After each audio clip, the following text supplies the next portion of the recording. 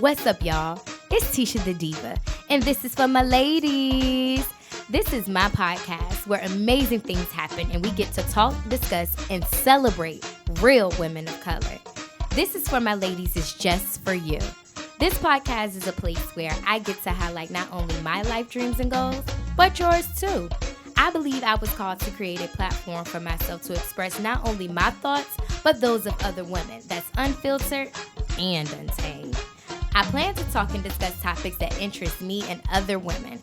I want my audience to be engaged and aware. So any topics, email them to me at tishadediva@gmail.com.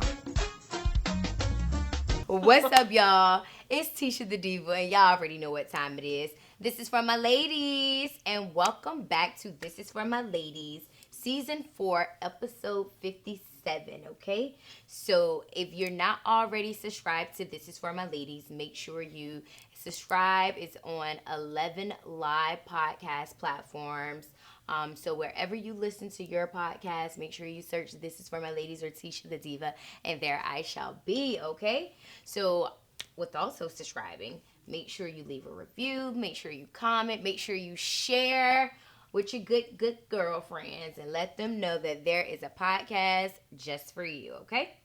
So last week, I talked about, I had an oracle reading. Have you ever had one of those? Not. Okay. So I had an oracle reading by this psychic lady that I had met at a spiritual and holistic event that happened. It was last year, but she ended up moving out of the state, and she got our email. Like, we entered to win like an oracle reading. So everybody that entered the oracle reading, she just emailed them and gave everybody a free one since she had moved out of state. So anyway, she said that she pulled a couple of my cards based off just my name. She didn't know anything about me. I just gave her my name, Letitia. I didn't give her a birthday. I didn't give her nothing. Like, I'm from Norfolk. This my mama. I didn't give her anything. And she was just so spot on. She told me that I was literally in a season of preparedness. Like, I am preparing just for some things. And that's true. I know going into 2020 with the 2020 vision, I have been setting my intentions. I've talked about that on season 4, at the top of season 4 of This is for my ladies, about intention setting and just more manifesting. And you know about manifesting. You manifested your out-of-state speaking engagement. Yes. Thank you. You're right. Yes. So I saw that on your Good Girls Chronicles on YouTube. But you was like, you had to manifest more so you can manifest a actual paid speaking engagement out of town. So I'm with you, girl. So yes. So, she just told me just a lot of things that I was able to confirm after she was just, she just kept saying, I see you in PR or journalism, or I see a family celebrating and all that stuff. And I was like, well, I did get my undergrad in public relations and, communications and journalism. And I told her about the traffic light that I had got installed. So she was like, so I'm right. I'm like, yeah, girl, you right. But it was great.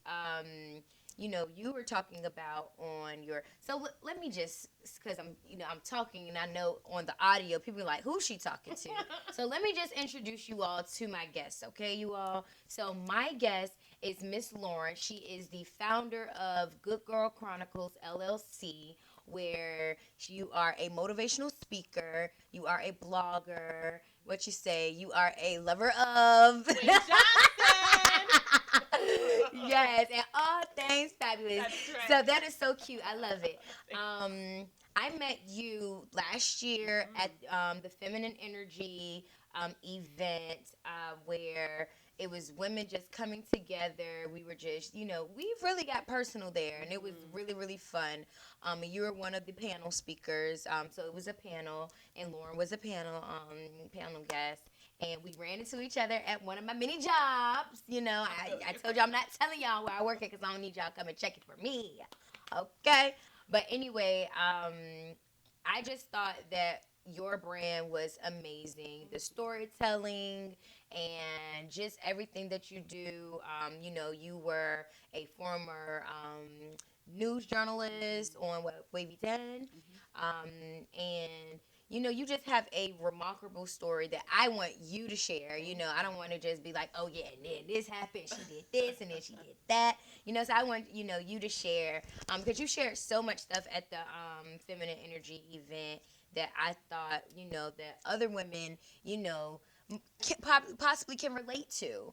A lot of women do go through depression, and a lot of women do just walk away from their job because they feel like this is not where I want to be, or maybe this is not my passion. So you have I said good, but Good Girl Chronicles LLC, and you have a Galentine's event coming up this week. So that's why excited. she's here Yay. to talk about her Galentine's event, but just to also just bring awareness to, like prevention and different stuff like that. So introduce yourself to This Is For My Ladies listeners.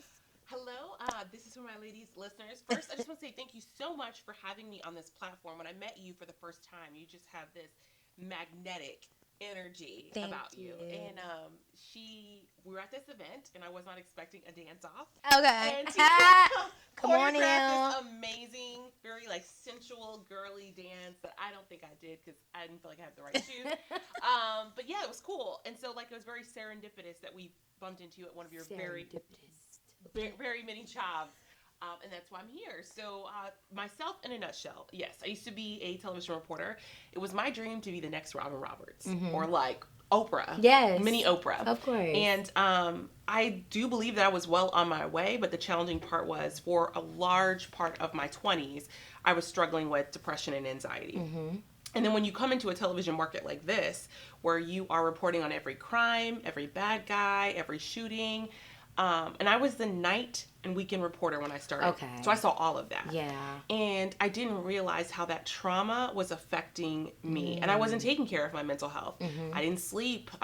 Sometimes I wouldn't eat because I was conscious about how I looked. And it was a very progressive, slow mental spiral. And in 2014, I survived a suicide attempt. And after that, I just couldn't. Stop right there. Yes. Take us through that. Like what was going through your mind then that made you feel like, you wanted to take your life? What was going on? Like what happened? Yeah, that's a good question. So I've been working in suicide prevention for quite some time, and I've shared my story with a lot of people, and what they say is most people who want to take their own life are ambivalent about death. It's not that they want to die, they just want the pain to stop. And I was in tremendous pain. This man that I loved didn't love me the way that I loved him. Man, what was his sign? Girl. Sound like a Capricorn or Aquarius, a Pisces, Aries, Taurus, Gemini, Cancer. In June. Oh. I think he was born He was in a June. Gemini. Well, there you go. Terrible person. It's like, I'm just I won't lie, I had myself in a pretty messy love triangle.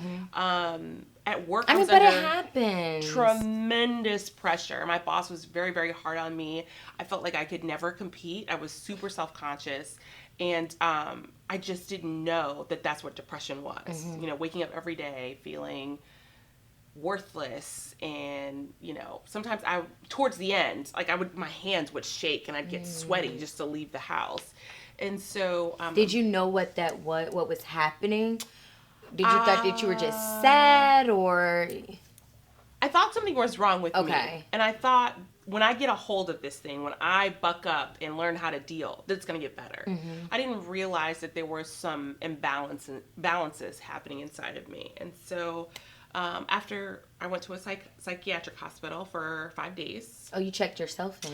Well, I really didn't have a choice at that point. Okay. Generally, when you make an attempt, if they feel, the lady said you are in a really deep depressive state, you can either come with us now, or we're going to come to your house and take you in a police car. Did you Which call one do you want? like the suicide hotline? No, I should have. I called my mother and I said, this is what I've done. And she was just like, I can't believe you did this. And really, the thought of my Down syndrome sister having to deal with my death is what prompted me to call her. So then they took me to the hospital, and from the hospital, I went to the psychiatric, Virginia Beach Psych. And, did you take pills? Did you? So it was a really dark time. And I know that I did not get the treatment that I needed afterwards, because when I left, like, I, in hindsight, should have been in intensive inpatient therapy for some time, or intensive outpatient. I was trying to get right back to work. Oh, wow. And but I took FMLA leave, which is the Family Medical Leave Act, for a month. But when I went back, it's like I hadn't resolved anything. So I probably went back for about 8 days, and then I resigned. Really? Yep. And I struggle with making peace with that, because that was the end of my TV career. And How did you feel after that? Numb. You know, I remember like waking up the next day, like the day after your dream dies, like I was just numb. And then I realized how much of myself I attached to that dream, my identity, my self-worth, and the bottom fell out. Over the course of almost 2 years, I gained 100 pounds. I could barely keep a job. I got a job at the Navy Exchange. No shade to anybody who works there, but it was horrible. And by the end of that time, I developed a really intense social anxiety where I didn't leave the house, and I didn't shower, and I pulled my hair out, and I have scars on my face from where I self-harmed. Like, it was just a really bad time. Oh, no. Yeah, it was a bad time. So where are you now currently? Well, I put the icing on the cake of that tragic story. I eventually came to blows with my parents, and they put me out, and I was homeless for a year. I slept in my car, I slept in an office space, and then I finally ended up in a church shelter in Chesapeake. But through all of that, I was writing this blog called Good Girl Chronicles.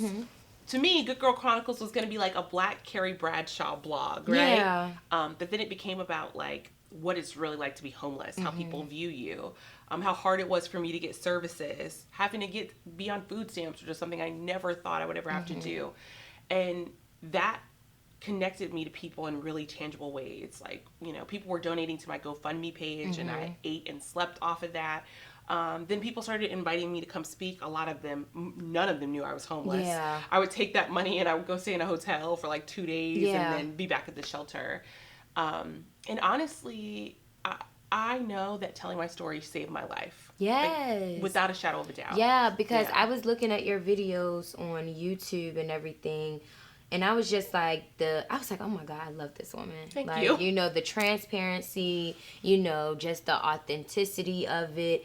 You know, you're up there crying and all that stuff or whatever, because it's like, you know, you're probably still feeling that, going through that, but people are able to, you know, resonate with that, and they're able like, okay, wow, let me reach out to her. Let me talk to her, because I was feeling this too, and she's getting through it. So, I mean, so y'all make sure you all follow the Good Girl, subscribe to Good Girl Chronicles on YouTube, and follow on Good Girl Chronicles LLC on Instagram, okay? Yeah, thank you. So where are you now?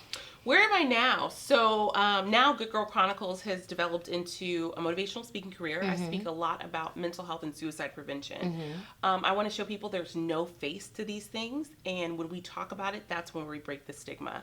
So because speaking did so much for my healing, I wanted to give that opportunity to other people. So I host something called Spark of Hope Storytelling Nights about once a quarter. Features people's life stories, love stories, hope stories, and I'm really passionate about that. I work one-on-one with people on coaching them on how to develop an empowerment story, because we're all going to go through some type of pain or strife, but how we own that narrative really decides where we go. If it's a war story or an empowerment story. And I want to show people how to craft their empowerment story. And one of these days, I'm going to finish my memoir. Yes. I'm glad you brought that up. Yes. But during the day, I work as a peer recovery specialist at a substance use disorder program in Williamsburg. And really, I'm there to keep people engaged in treatment, to call them, take them to NA and AA. Little things like helping them get a job or resources, actually really big things. And I feel like I'm a natural encourager, so that fills my spirit. I'm in grad school to get a master's in strategic communications, and so we'll see where that goes. And then when I'm not doing that, I'm training for a half marathon, my first half marathon. Yay! So next month you're doing the Shamrock. Yep, doing the Shamrock next month. I feel good about it. So how have you been training for that? Yeah, honestly, losing my depression weight has been a big goal of mine, because I feel I'm a very spiritual person, so I'm just going to go ahead and say this. Yeah. I feel like God whispered into my spirit 2 years ago, for the purpose that I have on your life, you need to be healthy to run this race. And he kept giving me these visions of like being diabetic and all of these things. And he's like, you have time to turn this around. So I took that very seriously. So God will show you things. Right. He will show you I things. sincerely believe that. So I've lost about 20 pounds. Congratulations. Yeah, which is pretty Congratulations. Huge. Yeah, yeah, I mean, because losing weight is not easy. easy. It's not easy. So congratulations. Thank you. Yes. So you basically, you said people telling their stories, to help with, the pain and, trauma. And I was looking at one of your YouTube videos, and you said that you saw your therapist. Yes. And your therapist used the words, what? Abuse, trauma, and assault. And you said that you didn't relate to that until, and you were reading, like a passage from, your memoir. Talk about that. Like, I mean, because I was just like, oh my God. I was like, I kind of relate a little. Yeah. The vlog, Good Girl Chronicles on YouTube, I started it back in August, and I did this thing called Lolo Has Daddy Issues, which is my nickname. And in therapy, I've been in therapy for about 2 years. Okay. I've learned that the experiences that we have as children shape a lot of who we are and how we relate to each other. And so some of those experiences I've had are hard to face. And I think I've buried them for so long. And so, my therapist recently was like, well, Lauren, that's assault. You experienced a sexual assault. And I was like, assault? Oh, I didn't think that's what it was. Like a lot of women, I'm like, I put myself in that position. I knew what his intentions were. That's not assault. And I'm having a hard time struggling with that. Yeah. That I had an experience with a family member when I was younger that was inappropriate. And I know that it is now. And those experiences have tainted my view of sexuality, and myself. But I know it's time for me to be free of those things. It's time for me to be free. I don't like being held in bondage to that type of pain. So I'm working through it. And because of that, I just think this is a season where I just need to learn how to process and love me. So I am done dating indefinitely. Yes. I was about to say, speaking of time, so one of your vlog videos is, you were done dating indefinitely. And, we were talking to the guys here at Viz, and shout out to Viz, and because every week they make sure that I have audio for my podcast, okay? So if you want to do a podcast, because I know a lot of people have been reaching out, want to do podcasts. If it's a podcast that you want to do, hit them up, okay? So we were explaining to the guys indefinitely, and they feel like indefinitely means forever. It's not forever. It's not forever. So it's a unlimited time. And what is it? Unspecified. It's an unspecified period of time, and so so indefinitely can be as long as you want it to be. As long as you want it to be. This is so the reason why my business is called Good Girl Chronicles, because I was the goody two shoes in school. I did not curse. I did not give my virginity. I don't like to say lose. I did not give my virginity away until I was 21. And I played by all the rules because I wanted to be what my parents thought a good girl was. And so Chronicles, I was like, I'm going to chronicle what love life is like for goody two-shoes. And it transformed to this whole thing. What I'm learning is a lot of women identify with that. We were all told certain things about what it means to be a good wife, a good sister, or a good what have you. And so when I started talking about love, sex, relationships, and particularly sex shame, people were like, I struggle with sex shame. I'm married and I still can't forgive myself for the things I did prior to the marriage. Yeah, I know some people really do struggle with that. Like, oh yeah, I used to be a hoe, or I used to be promiscuous and all that stuff or whatever. But how you gonna know what you like and don't like if you don't try? Right, and I think, it's so weird. My parents were a lot more conservative than I thought they were growing up. And I'm discovering, and to make peace with that and knowing that you can be good. Who says that you're good? You can be good, however you manifest your sexuality, as long as it is safe and consenting, That doesn't mean that you're bad. Safe and consenting, okay? Safe and consenting, all right? Just because you done asked the girl, she told you no 1,000 times, and then she say yes that 1,001 time, something wrong with you. Need to be consenting. So yeah, it's interesting that like this is what I feel called to speak about. But you know, women come to me in private and say, I'm struggling with that too. Like, I'm glad for you putting a voice on that. Yes. So as hard and as uncomfortable as it can be to be that open with people, I do feel and hope that it breaks something in someone else to tell their partner that, hey, I'm not okay with this. Or you look at yourself and you start to say, yeah, I have some trauma that I need to face. Or maybe it makes you say, I need to go talk to a therapist or somebody about it. So how do you feel, because you know they say, you know, black people don't, you know, we don't see therapists, or, you know, like the whole mental health or the mental issues in the black community. How do you feel about that? That's a huge reason of why I speak, because prior to this, you know, I definitely came up with that what is in our house stays in our house type of thing. But that's just another tool I feel that keeps us in bondage. And I have a Christian therapist. Really, these people are helping you weed through trauma, come to a place of healing. And really, when you think about what the stats say, 1 in 5 people will experience some type of mental health condition in their lifetime. 1 in 5, less than half get help because of stigma. And we have to change that. We need to look at mental health just like physical health. Yes. We go to the doctor every year to get a tune-up, right? So why don't we tell our doctor, I've been feeling low lately, or I've been anxious, or this type of thing happens. My hope is that the more people like myself and others continue to talk about it, the more we break that shame. Got you. So you said you are a, you know, suicide prevention, peer? Like, what is it? I'm a peer specialist, which is kind of a newer profession. It's someone with a lived experience of mental illness and or addiction that's in recovery. Mine's mental illness.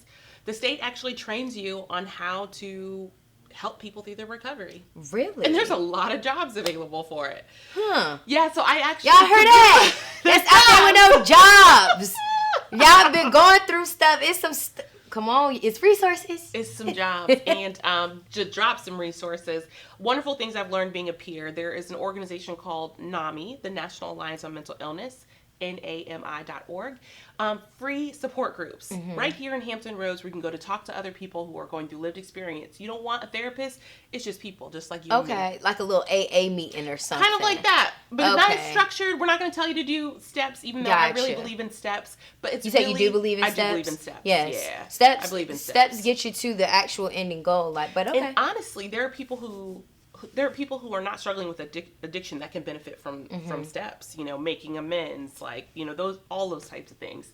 Also, NAMI is an amazing organization here that I would recommend to people with tons of free resources. But yeah, I get to encourage people to the recovery journeys and help them live their best lives. Like just recently, I helped a woman get into her first apartment in just the longest time she's been clean. Wow. You know, like it's a really beautiful experience. So if somebody came to you and said, I'm feeling suicidal. Yeah. Walk me through those steps. Like, what's the first step? What do you do? Well, really, what we say for someone who's feeling that way, listen to their story. Make sure that they feel heard. That's not a time for you to minimize their feelings. Like, girl, what you got to be depressed about? You're fine. That's crazy. You're beautiful. Why would you want to do anything like that? Right. Girl, shut up. But really, the reason why people say that is because it's panic and fear. And you are trying to use rational thought to help someone who's in an irrational place. So I just want to ask you, if you were to come to me that way, what's going on? Tell me what brought you to this point. Do you have means of hurting yourself? That's the big thing. Do you have means and opportunity? If so, we need to call 911 right there. Yeah. But let's talk about it. What happened to lead here, right? And then I want to get you to a place of comfort where you trust me to get you to a place to stay safe. Also, another incredible resource is the Suicide Prevention Lifeline.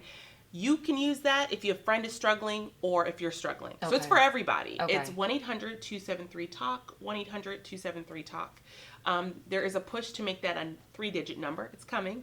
But you could say, hey, my friend has been saying these type of things. I don't know what to do. They'll actually help you with a script.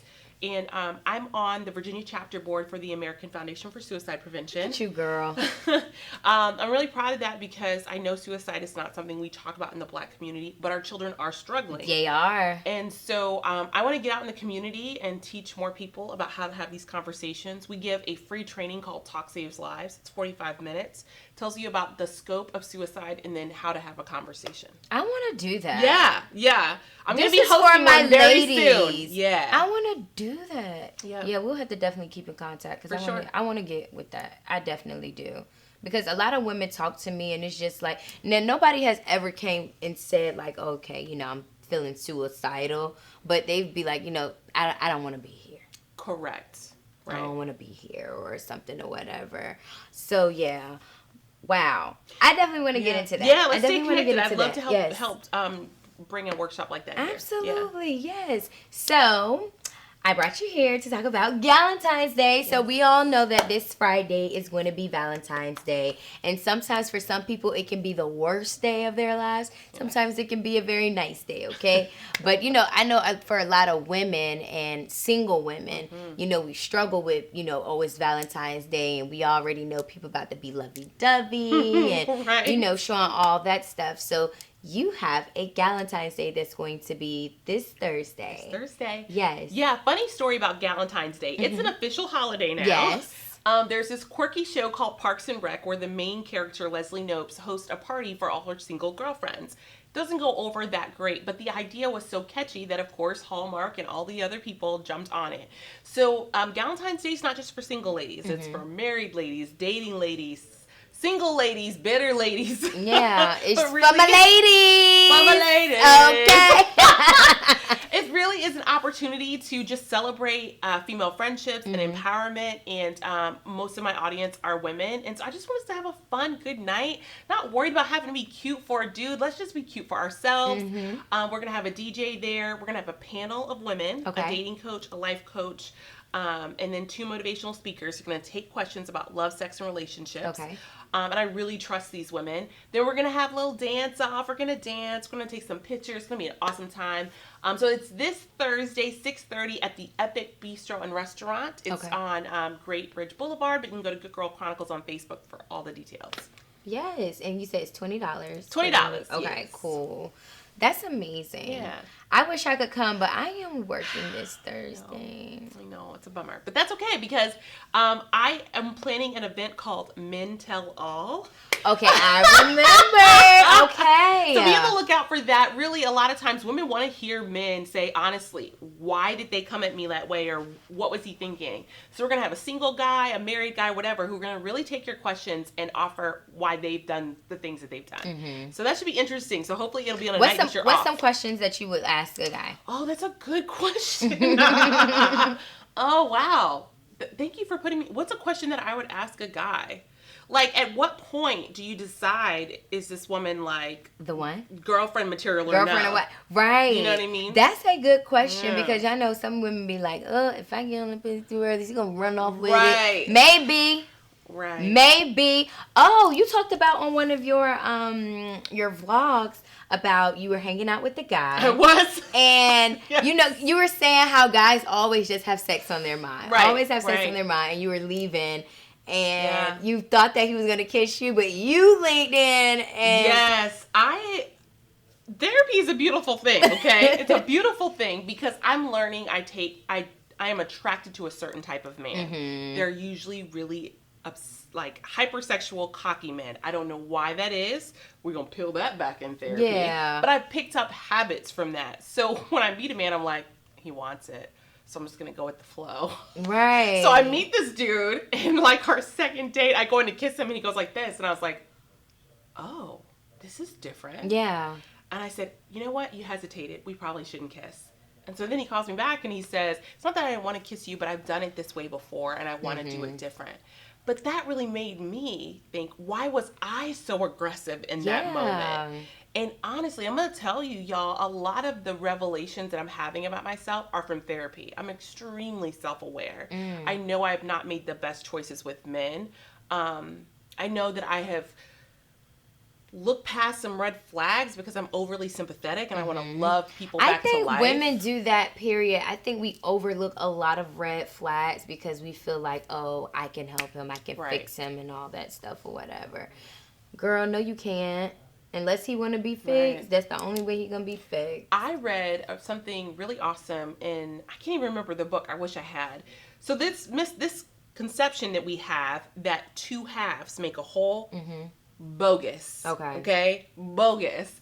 We are supposed to be whole in ourselves first, right? We have to love ourselves independently of the men that we date and marry. Because if not, then our happiness is connected to them. So don't ever be out there looking for someone to complete you. Right. Complete yourself. Like, find out what it is you love about you, what your purpose is, what lights you on fire before you even start to look for a lover. We, me and my girlfriends, they had came on my podcast maybe about 2 weeks ago, and we were talking about our love language. Yes. So I'm familiar.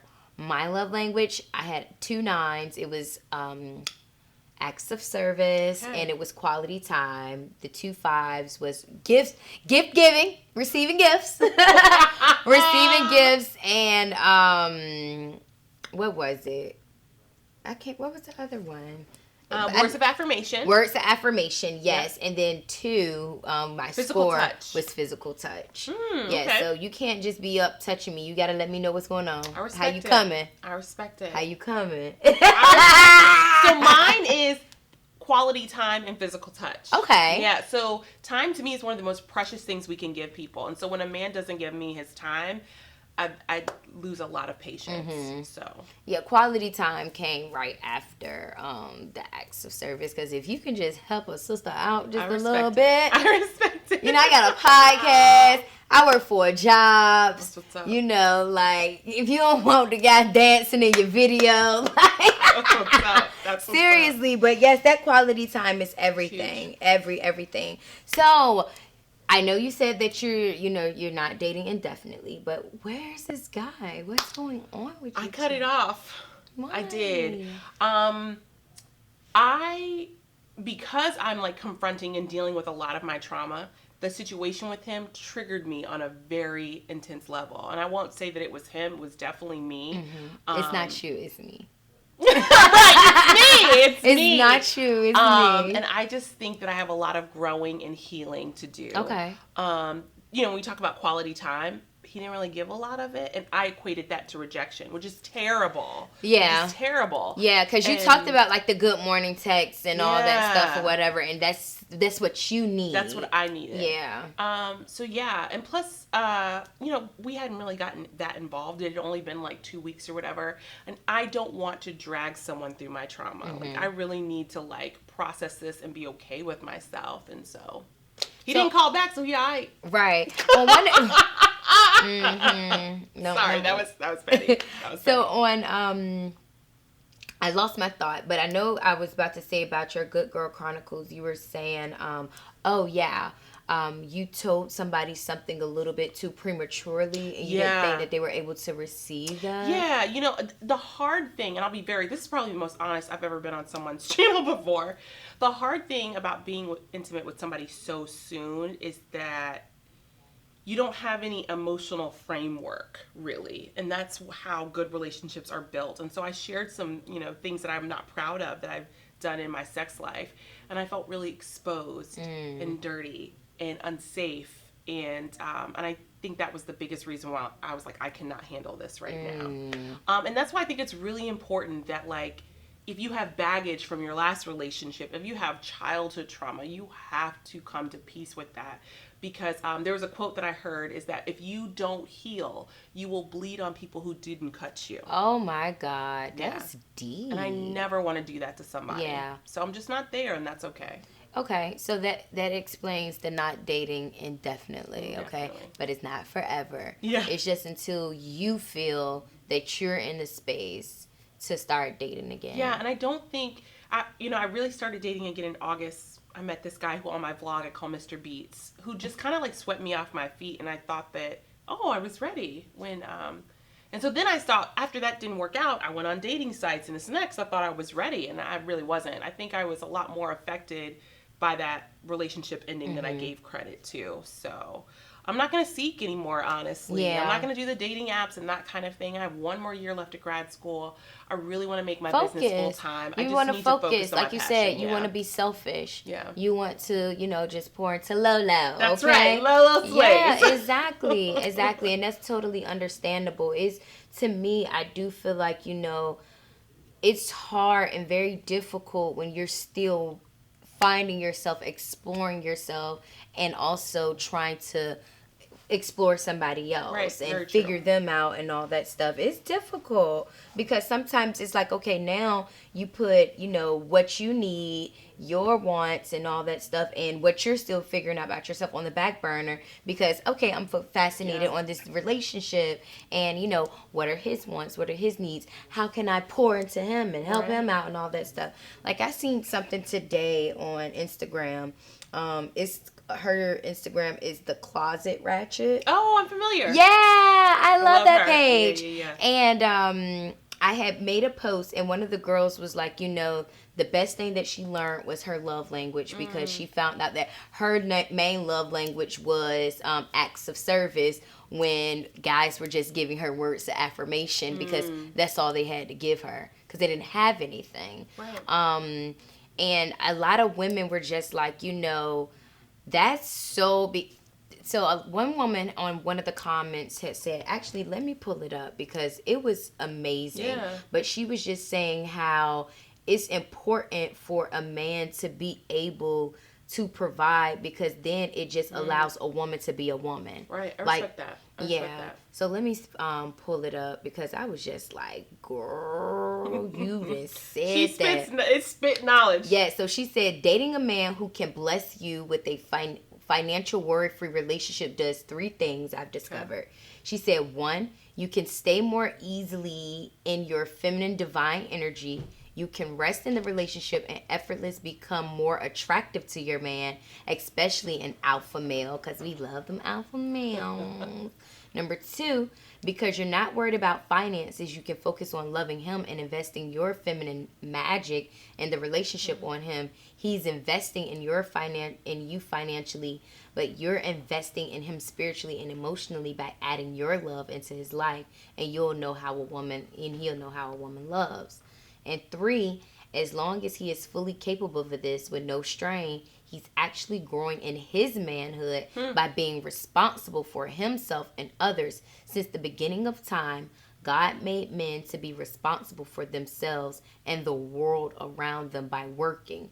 It's literally in the DNA of the divine masculinity to work and take care of others. A man should work, know God, and care for others. You are allowing your man to live in divine masculinity while you rest in divine femininity. It's literally Eden on earth again, and it's actually biblical order. If you get it, you get it. Wow, that's powerful. I need you to take care of me. That's powerful. It's very but powerful. Yes, yeah. And I agree with everything that she said. I agree with everything that she said. And then, somebody was like, well, I disagree because I want to build with the man. And I think that it's important that you go through the struggle. I used to think that when I was young and dumb. I used to think that when I was young and dumb, like, oh, I want a man that comes from the struggle because I want us to, build. Yeah. No, you have, No. You know what's challenging, and I'll acknowledge my own childhood experience, how it's tainted that. It would be very hard for me to let a man do that. Because when my mother and stepfather were getting divorced, she couldn't leave because of the money issue. And so what that sown in me was, I need to do everything I can to be okay. Yeah. That would be a hard thing. Like, I'll really have to, go to God for that. But I don't think that I'm unique in that. Yeah. We definitely have built a culture where the independent woman is powerful and fierce. Yeah. We've created a culture where women don't need men. And I think, some of that is I talked about that from, on one of my podcasts. It's like, it was from the feminist movement when, it was just kind of like, oh, we're independent. We don't need a man. And then the whole thing where, welfare come in and the man can't be in the house. Right. And There's all a that lot stuff, of things that have eaten away at that hierarchy. And I think that's what makes it hard for women to be tender and soft with their men. And so, I've got some healing to do on that too also, for sure. Absolutely.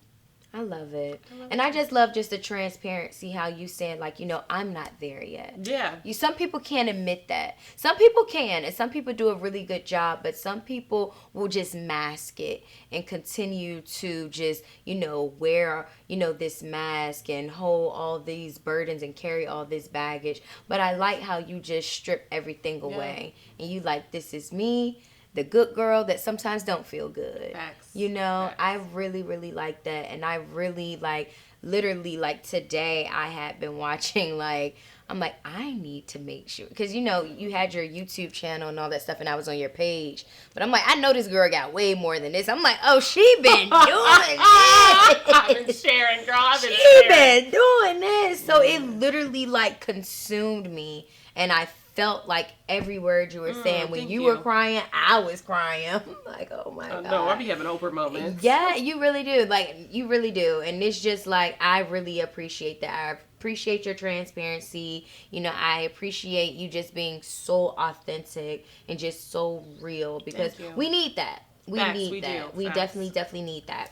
So, but this is for my ladies. Is there anything that you want to say? Just shout out the Galentines one more time. And those phone numbers and those committees and everything. All right. Well, Galentine's Day is going down this Thursday, 6:30 at the Epic Bistro and Restaurant, just $20. Fun night with your girlfriends. Good Girl Chronicles also does Spark of Hope Storytelling Night. You can find all of the details about this on Good Girl Chronicles Facebook page and on Instagram. Alrighty, you all. So y'all already know what time it is. This is Tisha the Diva. Make sure you all catch me tonight at 757 Dance, 176 South Rosemont Road. I will not be teaching, but we are celebrating Jess's birthday, okay? So come ready. Like she said, secure the wig, okay? Secure it. If you're free, come out. All but right, I know you live all the way. Lady. Yeah, I know you live all the way out in Texas and all that stuff, but it's all good. But yes, so all right, you all, y'all already know. Make sure you subscribe, listen, leave a review, and share. This is for my ladies, with your friends, with your family, with your mom, with your grandma, with everybody. Okay, that'll listen. All right, this is for my ladies, and I am out.